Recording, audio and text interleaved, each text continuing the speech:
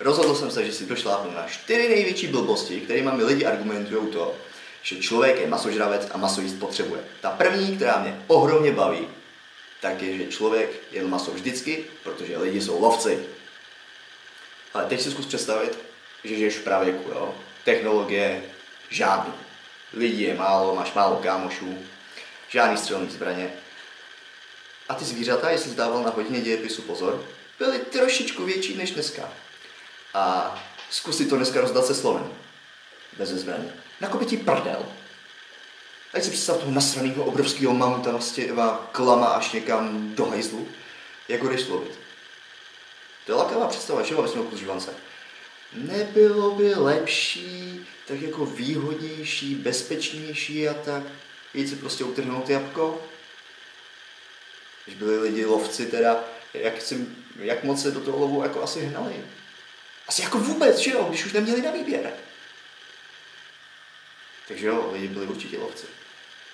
Takže ne, ty nejseš lovec. Nejseš lovec.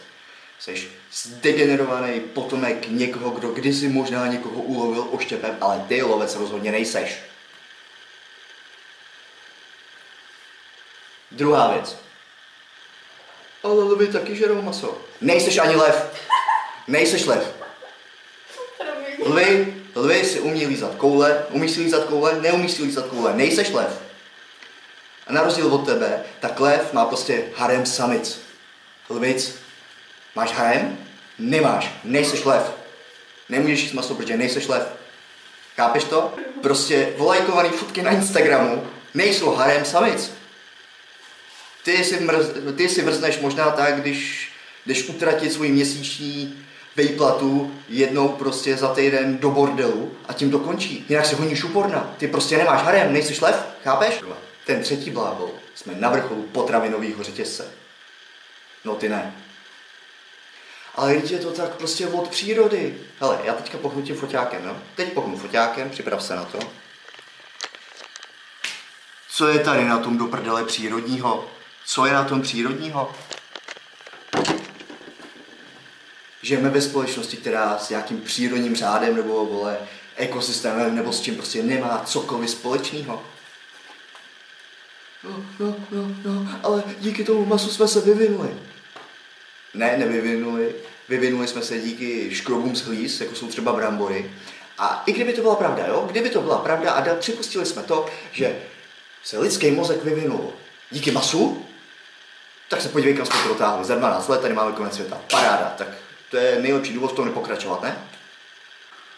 Žijeme v systému, který je trvale neudržitelný, s přírodním řádem věcí nemá nic společného, tak se nějakýma pravidlama o potravinovém řetězci asi ani nemusíme ohánět, a nebylo by trošku lepší se zamyslet, jak to zlepšit, ať se to tady celý neposere?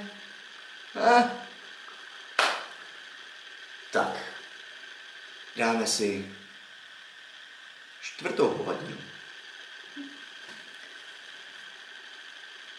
Vegani jsou slabí. No, jo, jsou slabí, no. Ty jsi taky slabý. Vegani jsou slabí, protože nesportujou. Hele, tamhle zase pohnu foťákem. Tamhle, já nevím, jestli bude vidět, je za stromem, mezi autama, teď je furt za stromem, dejte do vchodu, takže není pořádně vidět. Ale šel tam člověk, co tutově jí maso a vypadalo, že má tak 60 kg. Kolik toho asi zvedne? Jak moc je silný? Běž se projít do obchodáků nebo se projet MHDčkem a kolik tam uvidíš prostě silných lidí? Nikoho. Já nevím, jestli ti to jako došlo, ale ta síla tak nějak souvisí asi trošku se cvičením, no.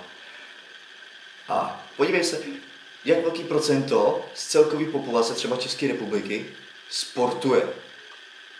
Kolik z těch lidí sportuje ze všech?